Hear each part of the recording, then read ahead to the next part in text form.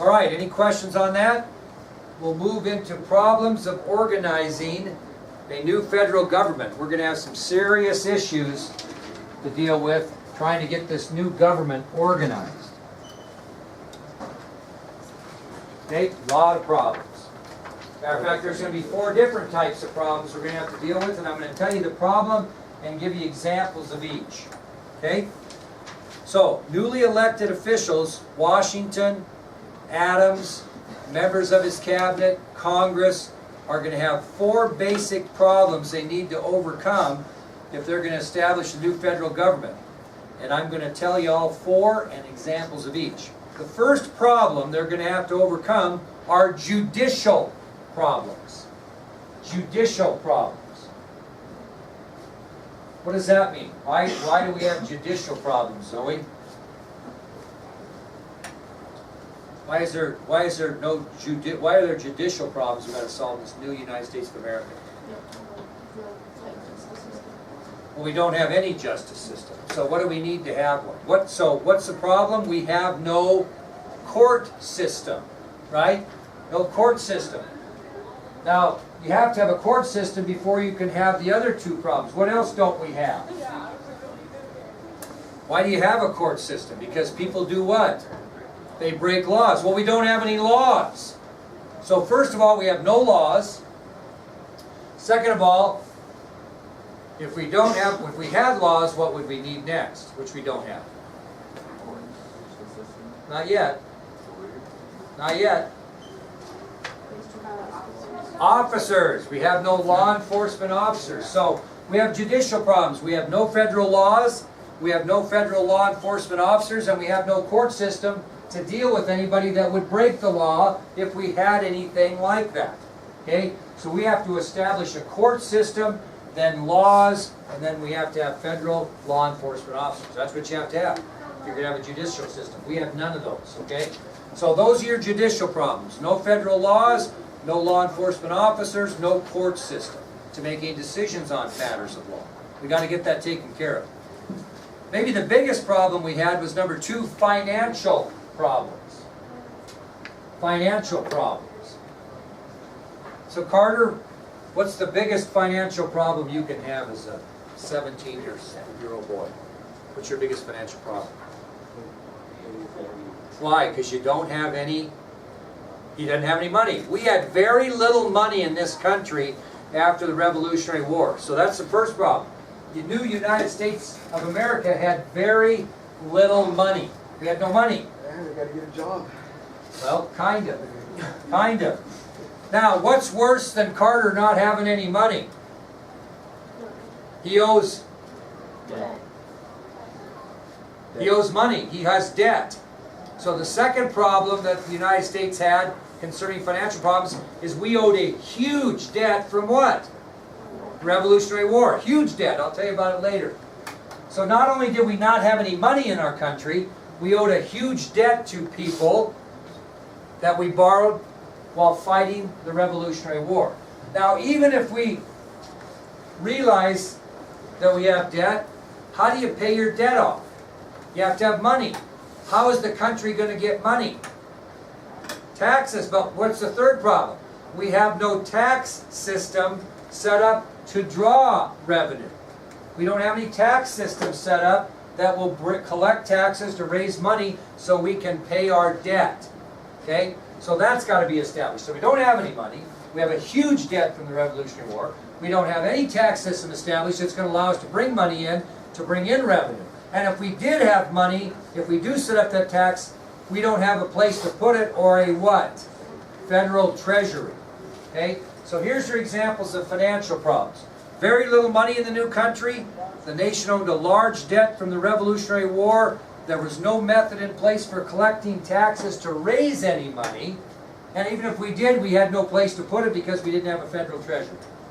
We had a lot of financial problems after the Revolutionary War. The next problem we had were defense problems. Which means what? We had defense problems. Just got done fighting a pretty long war with the British. Could have lost it about a dozen times.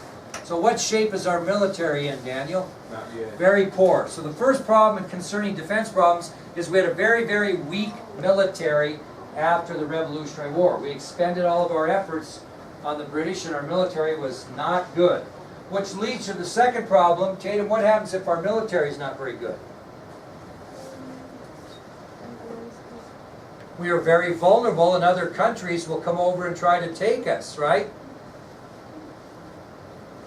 And the third problem, I'm going to really give a weird example. So Schmelzer, kind of a weak sack, not very tough. He's got a girl though he kind of likes, but I kind of like her too. And Schmelzer can't beat me up. He's weak. Okay, he's really weak. And he's vulnerable because here I am, this foreign country that's going to come in and sack him up a little bit, knock him around, take his girl. What's the only recourse he has to keep that girl? Only recourse he has. Can't go get his buddies to fight for him because we got no buddies. We just fought our independent. We want to be independent by God. We're going to be independent. We're not going to have any allies. We're just on our own over here. So what's the only recourse he has for me not stealing his girl? Because I'm tougher and he's vulnerable. What's his only way to keep her?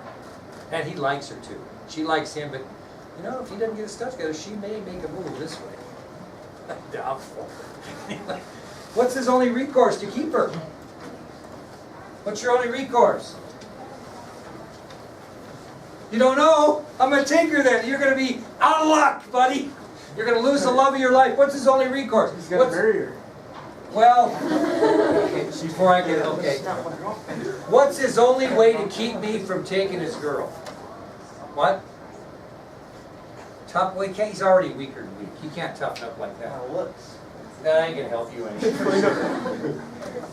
What? What's the only way he's gonna keep me from taking his girl?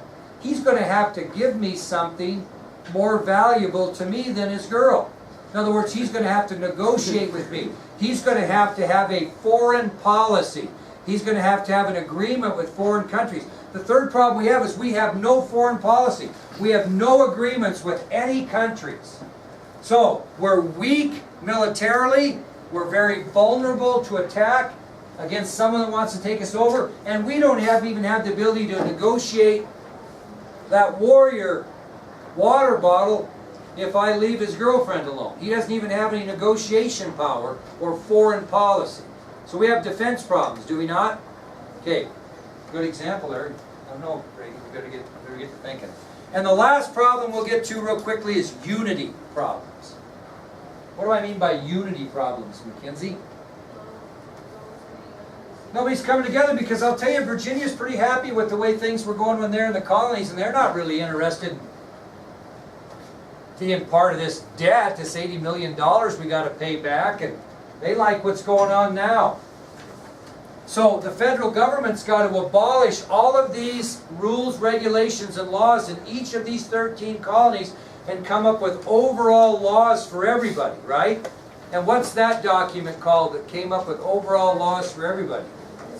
The United States Constitution. So, we have unity problems. People in the United States believe themselves as citizens of individual states, not a federal system. So the federal government's going to have to take steps to abolish each of the 13 states from having an independent government and get them into one federal government. That means they're going to have to write some laws and regulations, and those laws and regulations are going to be known in history as the United States Constitution. I will allow your government teachers to explain the ramifications and the benefits and detriments, I guess, of the United States Constitution when you get into government class. We won't talk government much. We'll just talk history. But anyway, that's where we're at. So tomorrow, we'll take up with solving the judicial problems we have, right? We have judicial problems. We got to solve them. Then we got to solve the financial problems. Then we got to solve the defense problems. Then we got to solve these unity problems. So we got to solve problems. And who's the man responsible to solve them? George Washington.